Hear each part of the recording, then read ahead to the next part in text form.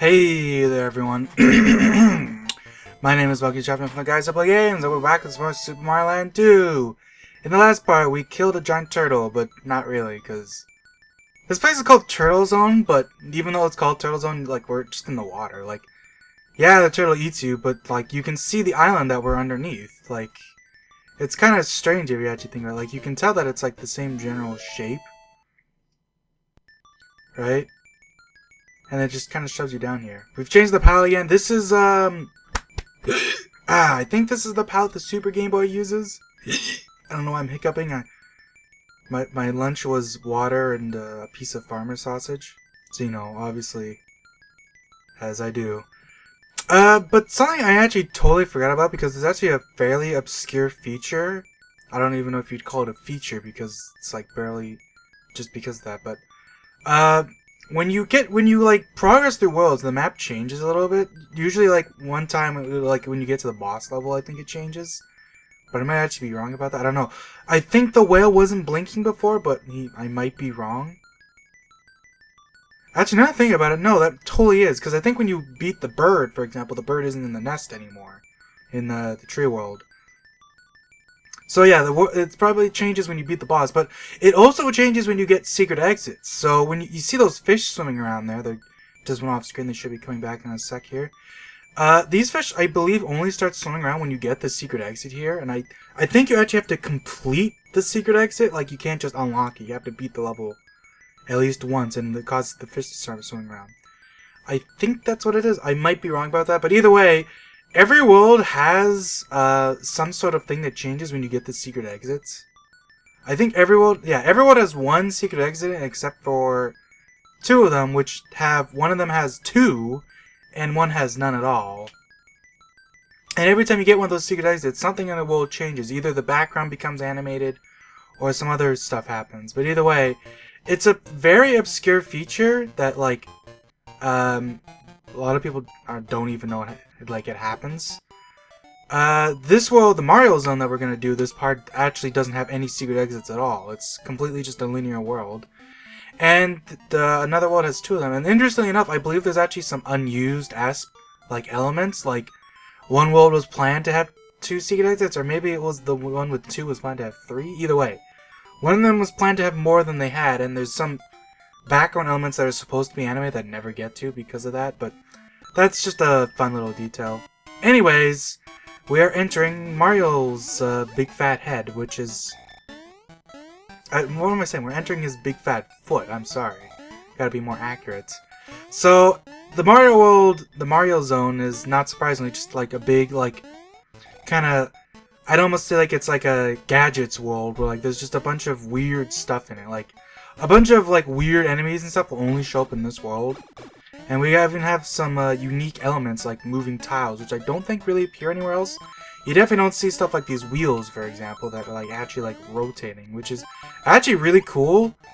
Like, I think it's legit really cool that there's something like this. I can't think of, I don't think Mario World had stuff like this that went down like this, especially.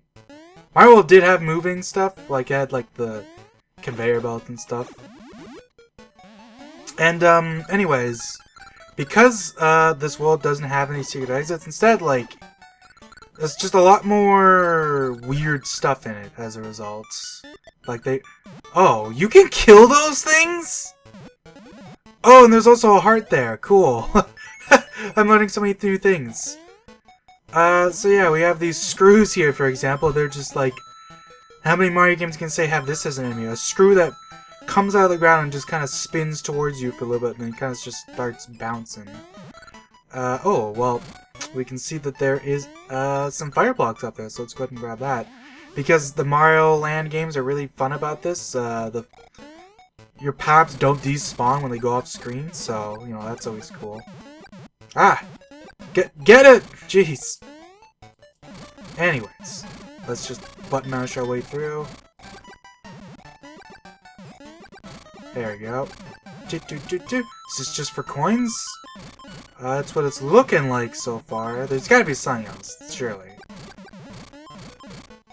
Don't tell me this is just for coins. Don't do this to me, baby. Oh, well, okay, there you go. There's a 1-up. Ah! Nice. walked onto the saw blade, which now that I look at it, that saw blade is totally based on the buzzsaw blades from Mario World, like the ones that are like on the line guides usually in like normal levels. They like work exactly like that, except these ones are a lot slower and move up and down and stuff, which is kind of cool actually. Anyways, I believe for here we just want to fly through this, and I think we get... There was actually probably something on that block there, now that I think about it, but whatever. Let's just get the bell. It's actually a really easy bell to get. Like, obviously if you drop down then you can't get it at all, but... I'm just gonna button mash. Oh.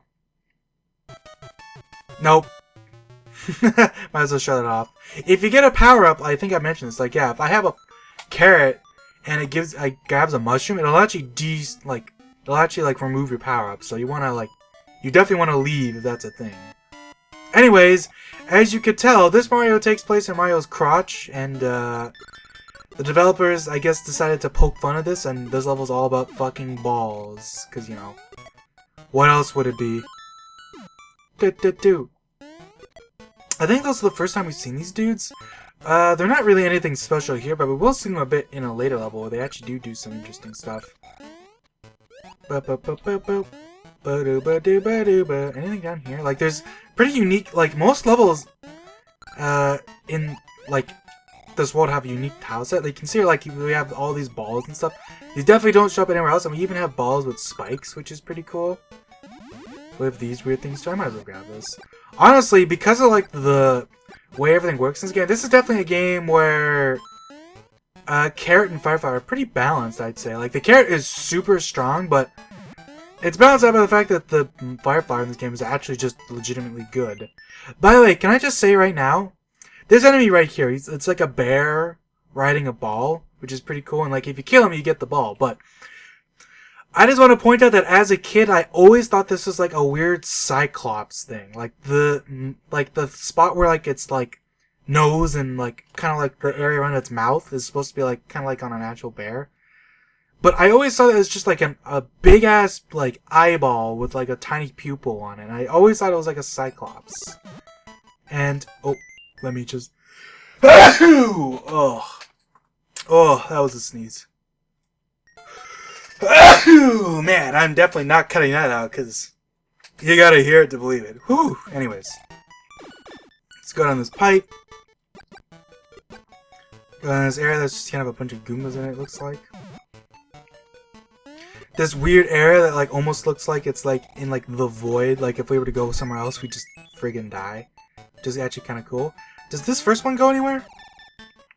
No, I bet you that's just a return path. But I'm still gonna check it out. This game, thankfully, is very generous with time limits, so you rarely ever have to worry about running out of time. There's gotta be something here, right? Ah, in the little gap. That's cool little, like, thing. Is there one here, too? Damn. It's even a star. I'm a genius! I wonder how many people have ever noticed that.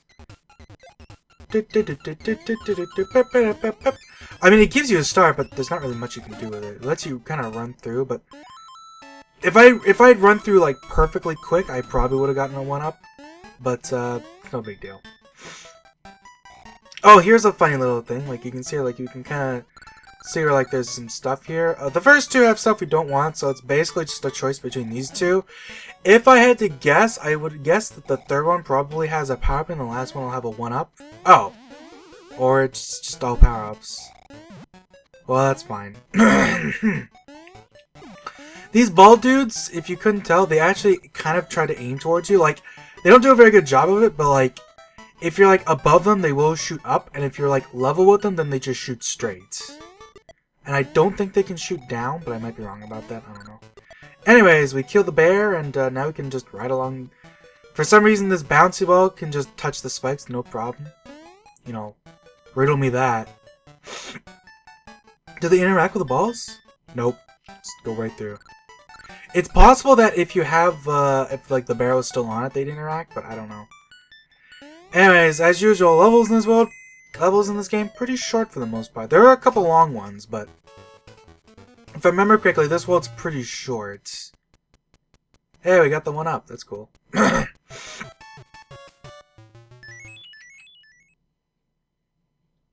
we're on a level that's on Mario's tongue, of course. This level, for some reason, just has these, like, weird background things. These are like straight out of Mario World. And funny enough, I believe I pointed this out that Super Mario Bros. 3 actually does this. Is this the first time we've seen bullet bills? No, we saw them in the water level. So when you touch these balls, you can kind of ride along them for a little bit. And I believe when they reach a certain point, yeah, they start doing that and they blow up. Oh, they don't even blow up. They just disappear. I wonder if that actually hurts you. I would assume not, because I legitimately thought it blew up, but it doesn't. You also kind of see that there's stuff up there. Thankfully, the bunny ears means we don't really have to worry about this stuff, because we can just kind of ride along. But I mean, I'm still gonna ride along just to see where it goes. Do do do do do do do. We have some cool setups too, like the bullet bill here. The bullet bills in this game are pretty big, if you haven't noticed. Like, they're a lot bigger than in other Mario games. Like, they're 2x1 instead of, or I guess 3x2 is what it'd probably be called. Instead of just being like one tiny little gap. Like, the sprites in this game are actually pretty big in order to, you know, compensate for the fact that the Game Boy has a tiny ass screen. Alright, so we have a little secrets. We don't have a fire flower though, so we can't actually interact with this, unfortunately. Which is, once again, like a cool thing. Like, this is a game where the fire flower actually matters. If there's a fire flower around here, I'm definitely gonna grab it. Also, those guys are just weird. I'm not sure. I think that's the only level they show up in. They're like those weird things that pop out of blocks. They don't do anything except kind of wiggle around. Oh, so we have these weird things. These things like grab onto Mario's head. You can actually walk around in them. Like, they essentially work as like a, like, I don't even know how you describe it. Like, I don't know. I guess they work as like, they sort of work as a pseudo moving one-tile platform. You can kind of walk around them. But you can also just walk on top of this for some reason. There's even stuff up here. So like, I don't know. It feels like virtually everyone's just gonna like run across the top instead of waiting, because it's kind of slow as balls. We have a fire flower, but unfortunately, I'm not going back for that, because there's a good chance that if I went back for it, I'd get hurt eventually anyways. So it's no big deal. This is actually a pretty cool little set piece here too, because this one's a little tricky. I believe if we wait on this one though, this one should take us to, yeah, the goal. So I want to wait for it to, right when it stops moving, you jump. You know what? This episode's gonna be kind of short because there's no secret exits or anything. It's just 4 levels. So, just barely. The hitbox on that thing is also really generous. Like, you can see, like, I really barely got that. I'm actually surprised they gave it to me. But since this episode's gonna be short, let's go back and check out what that thing would be. And yeah, like, more stuff that's pretty unique for this level. Like the soldiers and stuff. Like, I didn't even mention the soldiers at all. They're just this weird walking soldiers that kind of fiddle about. I think that had a power button, so I'm not gonna hit it.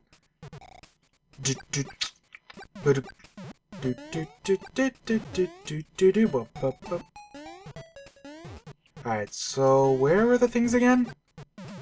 It was along that conveyor belt, right? So let's jump across, and I think it should just be right here. Oh, I almost screwed that up. Huh, I just noticed this block was already hit. Wait, wasn't this the block with the dude in it? Did I just find out something really cool? I'm gonna... Okay, well, first of all, let's get up here. I actually noticed that this actually skips the midpoint, which is interesting. Oh, no, it doesn't skip it. It just gets you one up. So I want to see something here quickly in a sec here. First of all, let's also take this opportunity to actually see where the conveyor belts go. Oops, dang it. You know what I mean, the gripper things. No, this dude's here. Well, I guess that block must have just not been hit before. Or it must have already been hit before, too, and I just didn't notice. But anyways, so yeah, these things grip you and you just kind of hover across them. Like, it's almost easier to just accidentally go on top. Like, it's kind of funny how easy it is to not interact with these things. I mean, all they do is give you a couple coins, if I remember. But I mean, oh no, there's actually a pipe down here. I'm glad I came here. Do do do do. Bum bum. Bottom. That was interesting too. We could see the bullet bill off screen. So this literally just gives you a 1-up, yeah. Whoops. If I remember correctly, these bullet bills are kind of funky. Yeah, these guys do not respect your proximity. Not when you're right next to them. You have to be on top of them. I think part of that is that they do work the same as in other Mario games, but it's the fact that they're so big that makes it so they do that. So you do get a 1-up for sticking with this all the way, so that's cool. Ooh, give me that power-up and let's get out of here. Alright, so now we're in Mario's hat. And Mario's hat, this is actually a very interesting level. So once again, we have these weird roto-discs, that's cool. Another unique tile set for this level. And these blocks are actually an interesting reference to something. I actually did. She's more unique stuff. Like, look at these blocks with spikes on. Like, fuck. I just love how many unique levels are in this game. Like, they really took their time to, like, make every level stand out. Oop. I don't think this is the way. Or actually, this might just take us to a different part of the level. I know there's, like, a split path here of some kind. Let me see. It's funny that this is a boss level and has, like, the fun music playing, the athletic theme. Anyways, let's head on down here and we'll see the reference that I'm talking about. I actually don't remember what it's actually called, but I know that it's a reference to... They can see N and B. It's a reference to... I don't quite remember, but it's a reference to something that Nintendo used to make. Like, it's like a type of, like, Lego set, I believe. Right? I guess Lego's trademarked. You know what I mean? Like...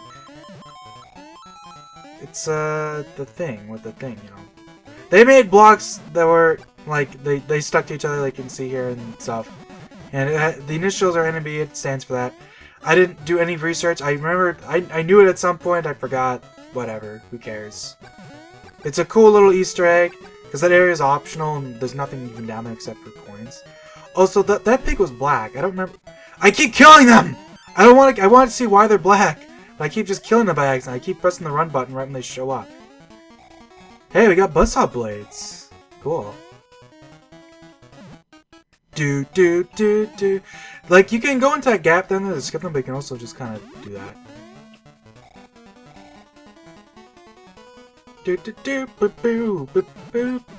Let's grab our money. Anything on top of these? Nope, doesn't look like it. Wait! Don't do that again. There's gotta be another pig. Were those the only 2 black pigs in the whole damn level? You gotta be kidding me. They really were! Oh man. Whatever. Anyways, we're here to fight the 3 little pigs, right? Brick house, wood house, and a straw house. These pigs are actually pretty tough. Oh wow. These are actually commonly considered by a lot of people to be the hardest bosses in the game. Because unlike most bosses in the game take 3 hits to kill, and these guys do still take 3 hits, but they are like, there's 3 of them, so it's essentially 9 hits.